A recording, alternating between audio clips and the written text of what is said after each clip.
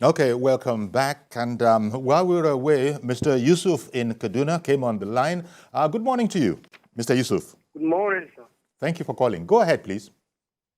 All right. I'm calling from Kaduna, but I've been based in Zamfara now for the past 4 years. This is really a worrisome situation. As a matter of fact, Zamfara State, as you know, has just 14 local governments. And I think I've toured over 10 of them are interlinked. The elder statesman now in the studio has said things that are true. But I want you to understand something. These key places are unique for these bandits. The mining going on in Zamfara State is overwhelming. And when I say overwhelming, it is so because the locations for the mining are in these locations where these people stay. I've stayed in Zamfara now. This is my 5th year. I am still there. I only come back to Kaduna on holiday basis. You will see people who say they have rest of mind only when they are in the bush, because these bandits are not going to harm them. It means they walk past these bandits to go and mine. It is political. For me, nobody is safe.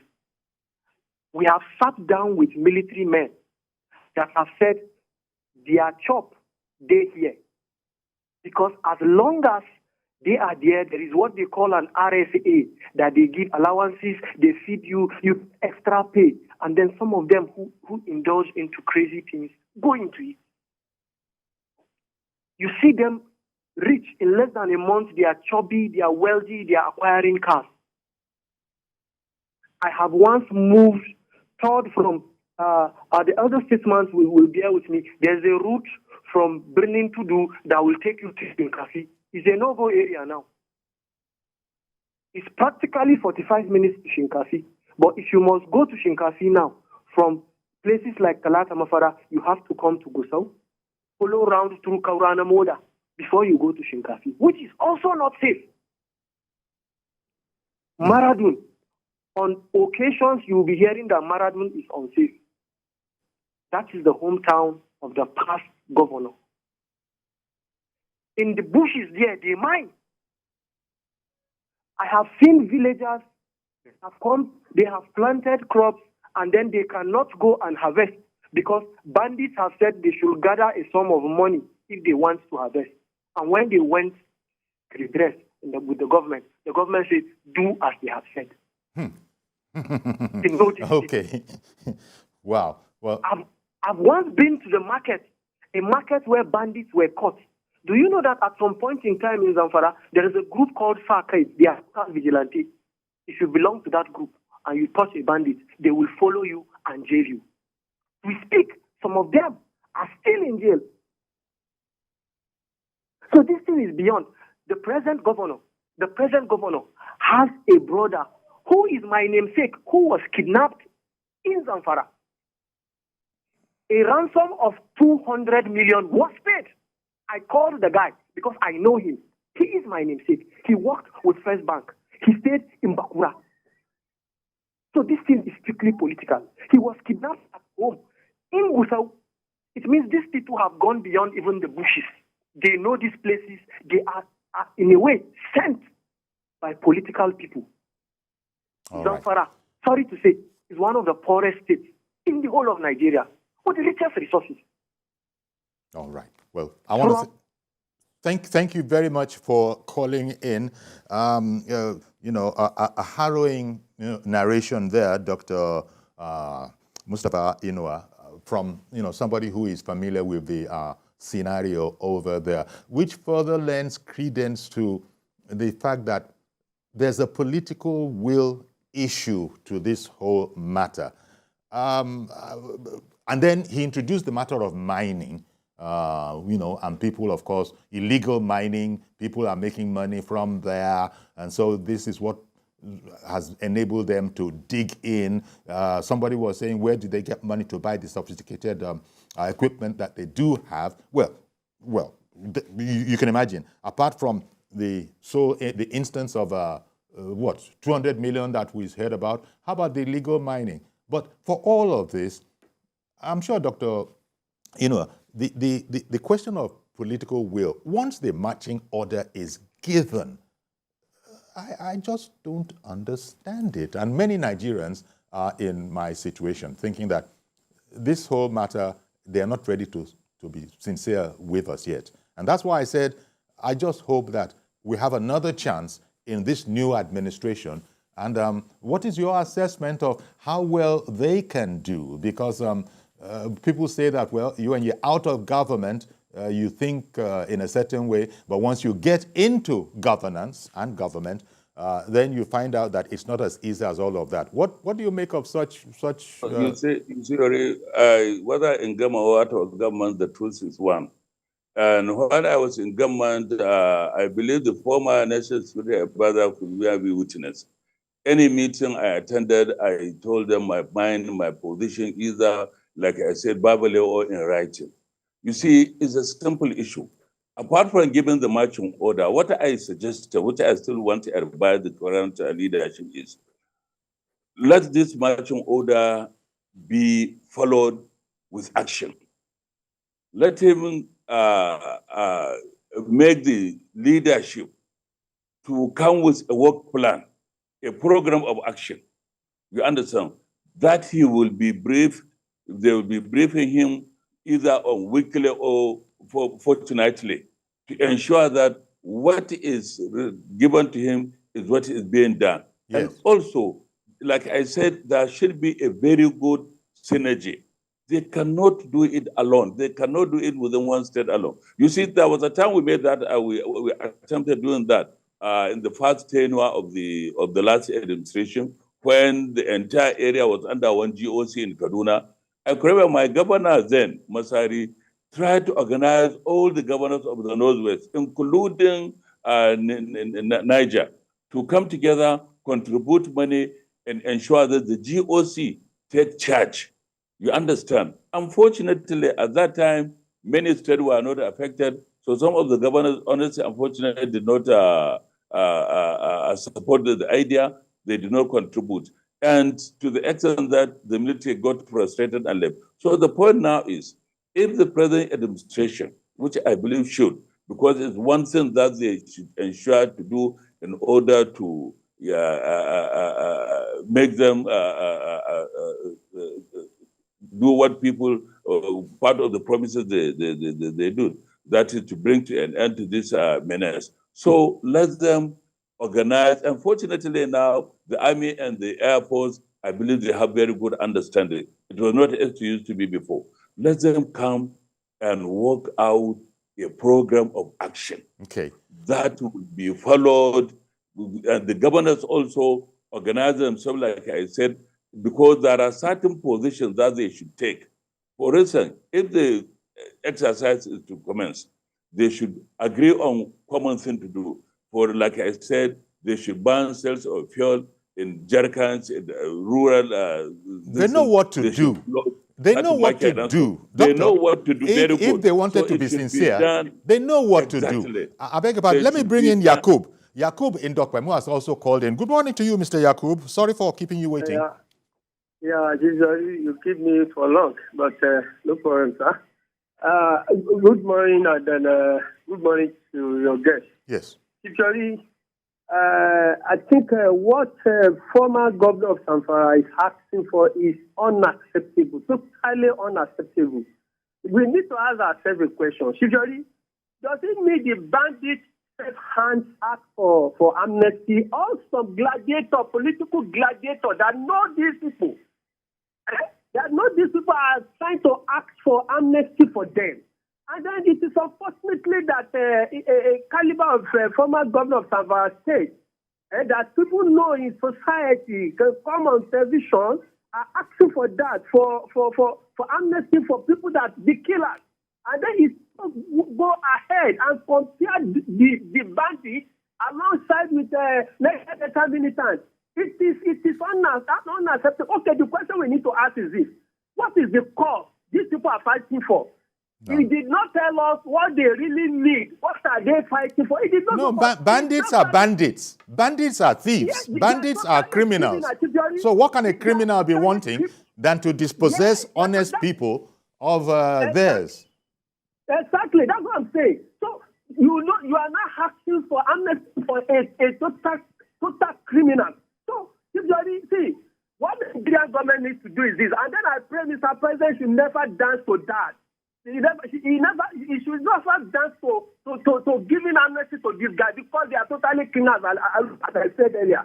So they need to attack them, as your guest said. They need to attack them because if you attack them from Katsina, these people will move to Kaduna. If you attack them from Kaduna, they go to Safara. They always move around. So if the military attack them all angles, I think military should be able to do that. Then, if they know that the heat is too much on them, they will be the one now asking for forgiveness, and then they will not ask for amnesty. You should forgive us. But especially whereby you are not eating them, and then you are not political gladiators now come out and telling us they should give the amnesty based on what? Security. Mr. President should never dance for that because the Nigerian citizen will not forgive him if you do so because these people are totally killer. Okay, what do you want to tell the people that have already killed their father, killed their mother? They have a lot of children, has no father, has no mother. So what are you going to tell them? And then you're not giving them amnesty? No. Thank you, Mr. Yakub. Appreciate your call, Mr. Yakub. Dr. Inuwa, earlier, the caller who came in from, where was he? I think he was coming in from Kaduna, but, that he really knows Zamfara. He knows Zamfara very well. And he brought up the whole matter of mining. Is that another factor in this? They don't have a right to mine in that place. That's why it's called illegal mining. So is government unable to secure its own, assets on behalf of the people? That is something that caller brought in. The annoying thing is the money is not even done by the bandits. You understand? It's done by, according to the report we have, including a report based on certain research by even some foreigners, by highly placed people within the society. You see, this banditry, honestly, there are a group of people who are benefiting from it. So that is why a lot of things are happening. The politicians, the security agencies, the traditional rulers, and a lot of people within the community, they benefit from what is happening. So this mining, from history, we have never had a person kidnapped from either among these miners or killed or even mining disrupted. And some of the information we get, you understand? Yes. Yes, you were seen, according to the report, including the research I mentioned, which is a pamphlet written by one university lecturer, which he called I'm a Bandit. He detailed all this in there, that they exchange firearms with gold. You understand? You will be surprised. If people could go and kill people in their houses, in their locations, and so on, but the mining area has never been touched by this bandit. One moment, please. Why? Let me bring in Okoroafo, who has called in from Arochukwu. Good morning to you, Mazi. Good morning, Sayuri. Good morning. Well, Masuka from Arochukwu. You see, British Prime Minister Boris have told us there is nothing like bandits. All these people, they are all terrorists. Let us address the issue that are terrorists. That you want to forgive, we forgive and forget about it. And then say, your sins go. But they have to come and do restitution. And compared to the people who say that they are very sorry for what they have been doing. Because our government should find out from them, all this ammunition they were using, where did they get them? The one they have now, where are they? They are catch-up fund, they are money. That is what you should do, because a situation whereby you come back, forgive and forget, settle them, they still go back again, and be having some back-that business. It's not healthy. But the thing is that if you are going to forgive them, we forgive and forget. But what we are done, we now, as security agents, let them be as an agent of helping government to do what? to make sure that any place we keep them, and the DSS and intelligence and military should also monitor them. Because now you ask yourself, all those who have rendered their homes, widows, widowers, students have killed their brothers. Like let's talk about this during the Jesus cut last time, 2021, 2028. What happened? Our vehicles were come. We don't transfer come. What do you? But we are forgiven and forget. The native view. Yeah. It's nature. Yeah. So that's they have to come back and do what we call restitution. That is number one. Number two, government should, when you address issues, we must monitor them. Then they have that forgiving heart that they have changed. It's not a question about we are presenting them in front and they are doing vaccine advice, which is not healthy. Okay. So let's say forgive and forget. All right, So, Mazi, I beg your pardon, Mazi. I've got to thank you very much for calling in. This whole question, our guest had said earlier, Dr. Inuwa, had said earlier that even if people were going to talk, it's going to be from a position of strength. Right now, I mean, most Nigerians are nonplussed. They can't understand what these people are controlling the narrative. Unfortunately, they're being represented by a former governor and a senator, and these people now want, according to, I don't know if one can call the governor their principal, I mean no disrespect, but you're speaking for them, and you're as bold as to go to the seat of government to actually speak for them along the lines of amnesty. Well, Dr. Inuwa. Mr. Yori, one pertinent question. Yes. I want us to ask to find out whether are the bandits truly interested even in the amnesty? Let me tell you, they are not. Just somebody told you a person was kidnapped and 200 million naira was paid as ransom.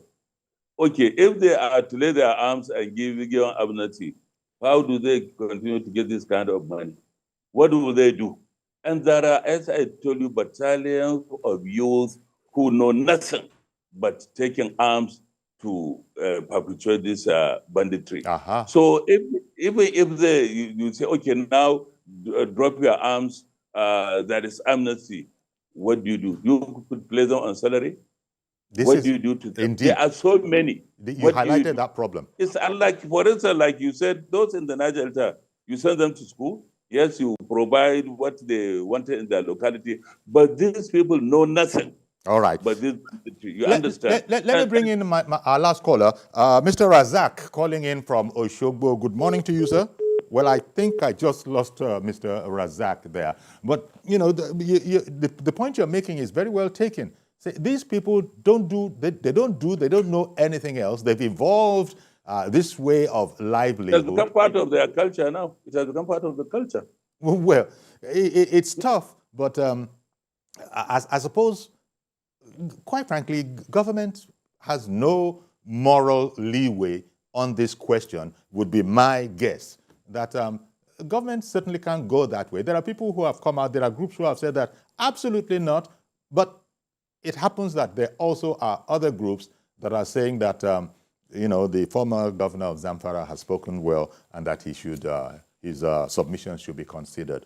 But then I imagine that would make Nigeria a laughingstock, and I imagine that's the last thing President Tinubu is going to allow for Nigeria to become a laughingstock. If suddenly people can intimidate all of society, intimidate governance, and call the shots the way they want to. Do you see any possible way for the government to even see it from the point of view of the former governor, Ahmed Yarima? You see, like I say, it happened in Katsina, in Kaduna, and Zamfara, and it didn't work. You understand? They ended up using the money being collected from the government to continue to purchase weapons. So they are not sincere. It cannot work, let me tell you. And even if we are to do that, we should not be the one asking. It should not be the government asking. They should be the one asking. And that could only be done after they are pushed to the wall, after they have realized that the government was serious, there is a serious onslaught on them. But the way things are, believe you me, even if they are tell you they are ready for this amnesty, is no contract, is not true.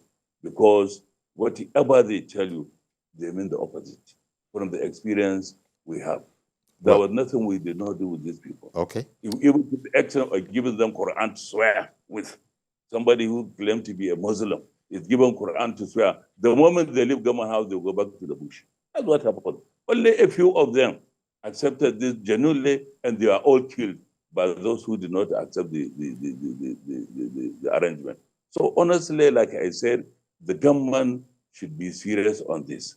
And the security agencies, not only the military, the police, and not including the custom and immigration, they should all do what they are supposed to, because these weapons, none is manufactured in the forest.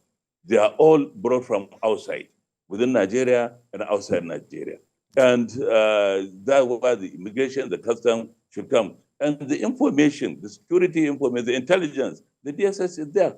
They should. We try to even trace, when we're in government, where some of these people were purchased from George. We even tried to locate where the army uniform were being sold in Kaduna. We all provided this information to the security agencies, but what have they done?